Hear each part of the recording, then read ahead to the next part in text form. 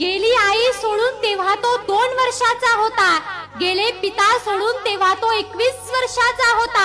वनातल्या वादळाशी तो वनराजा समलढला. अरे नेले जेव्हा मृत्यूने त्याला तेव्हा तो 32 वर्षाचा होता. त्यानं शत्रुत्वास गाजवलं की शत्रू वेडा होऊन मेला, आणि त्यानं मित्रत्वास निभवलं की मित्राने प्राणपणाला लावला. कोण होते ते दानवीर, कोण होते ते शूरवीर? अरे ते होते ते आटतील या सह्याद्रीतले चंद्र सूर्य तारे, पण आटणार नाही कधीच त्या सह्याद्रीच्या सूर्याचं तेज. कोण होतं ते तेज? ते तेज होतं म्हणजे या स्वराज्याचे छत्रपती धर्मवीर संभाजीराजे.